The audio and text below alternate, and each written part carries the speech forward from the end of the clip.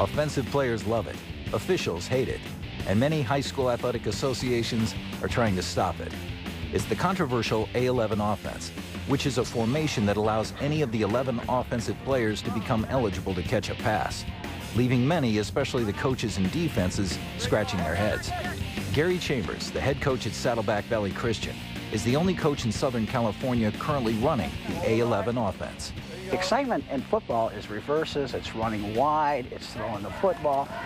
I think Americans like to see that. We want scoring, we want excitement, we want long games. We don't want a team that takes 15 plays at 3 yards. We don't want Woody Hayes football. We want to see something that's fun to watch. My philosophy in coaching has always been I'd rather run around you than through you. When Coach Chambers first came to us with the A-11 offense, I definitely thought he was crazy. People ask me what this offense is, and I tell them it's spread offense on steroids. That's really what it is. It's an entirely new offense, so it's an exaggerated spread for us. It has been extremely controversial, which is very funny. Coach definitely wants to win, and that's what we all want to do too. So this offense helps us to go through the steps of winning, and 6-0 right now, looking pretty good with this A-11 offense. That's nice.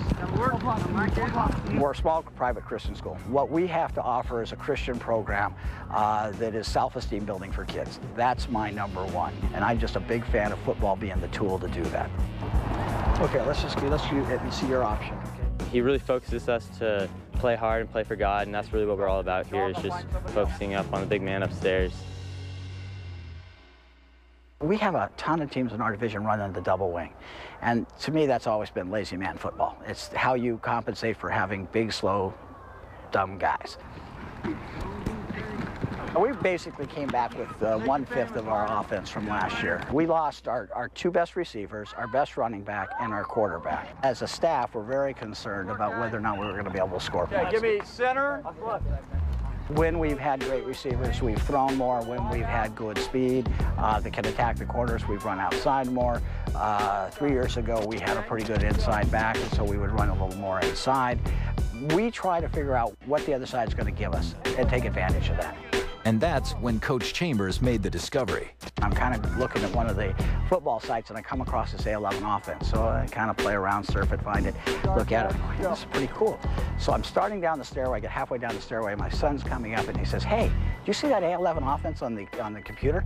And I said, "I was just going to talk to you about it." We looked at each other and said, "That's the ticket. I mean, that's going to solve all our problems." The solution is that all 11 offensive players can become an eligible receiver. Go. This offense allows us to open it up more and throw it around, as to where with the spread, it was a basic set amount of plays you could do. Couldn't do much more than that. We have plays like exit, enter, smash, and for instance, if we call ace tackle smash, then the tackles run the smash instead of the wing. The players and I have a really nice relationship. I've been here with a lot of these guys since they were freshmen, so they won't tell me I'm crazy to my face, but I could tell them. My quarterback was probably one of my slowest to come around, because the one thing about being a quarterback in the A-11 is that you have no blocking. You put them all off to the side. So the first couple games, teams didn't understand what we were doing, and they were sending 5 guys at him. And for him, that was kind of a insecure experience. I was a little skeptical at first because I've never heard of it. I looked it up online and kind of looked into the details. It seemed really confusing. And then you go. So it really, spreads out our offense and challenges the defense to really match up with everybody, and it makes it difficult on them. We can call all our same plays. Everything we've ever run, we can run right out of this, with the exception of our single back dive. And we can run our tosses, we can run our counters, we can run our tray, we can run all of our passing plays, and we don't have to call it any different than what we've already called it. There's no rules against it, so I don't have a problem with it. I know that some referees have a hard time with it because it's such a change, and they have to really study up on it. So we call the plays, instead of A-11, we call it ACE, which means A-11, and then we've designated the guys next to our center as the guards. Next guys out are our wings, because we used to run with 2 wings in our spread, and we move them in and out. And then we designate the next guys our tackles, and they're called anchors in the actual nomenclature, and then we have our ends. I thought it'd be hard for our team to run, but as the season has been going on, it's just been a blessing to our team, and really grateful to the inventors of it, that's for sure. A lot of people on the internet are saying that it's basically like a schoolyard form of football where it shouldn't even be viewed as football. Then again, a lot of people are really supportive of it, and they like to usher in like a new era of high school football. I haven't had much feedback from the coaches. The main opponent to it's been the referees. And the first game, they called me crazy, said I was making up the rules and they wouldn't let us run it against Bell Jeff. We ran it one series and they shut it down, so we had to go back to our spread. Once the refs do it, and they're not happy because it's a new crew every game. And every week I got to go through it. Anything different, for anybody that's been doing something else a long time, it's a challenge. After the game, to a man, they all say it's a lot easier to ref than I thought it was going to be.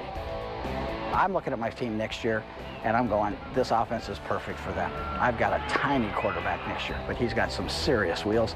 He can't throw the ball more than 20 yards. He's a perfect A-11 quarterback. He can hit the short balls, he can hit the bubble screens, and he can roll out and he can scramble. You know, you watch some of the plays on YouTube, a lot of teams aren't throwing out of it. They're running. You know, it's a good running offense. And then people think, oh, it's all throwing. No, you can run. The past 3 years, it was more of the starters played the whole game, and if somebody got hurt, then maybe you might see a little chance of playing. This year, we have freshmen playing every once in a while out there. I mean, it's great experience for them, and it's going to help our program down the line. I think everybody should really give it a chance because it's great for small schools like us. For small schools in this area, it can really benefit their program. Kids that want to come out and play it, gives everybody the chance to play. So, I mean, I would say don't turn it down until you've tried it. I'm 55 years old. I can still remember 30 plays from my senior year, you know, and those things stay with you the rest of your life. Anybody that's played football knows that. And so we're trying to give our kids an opportunity to have that experience, to have those great memories. And this, we think, is a great tool in doing that. Huddle them up. No, huddle them up, Damien. I can't understand why my opponents aren't using it. As long as they don't ban it next year, I think we'll see a lot of people start to pick it up.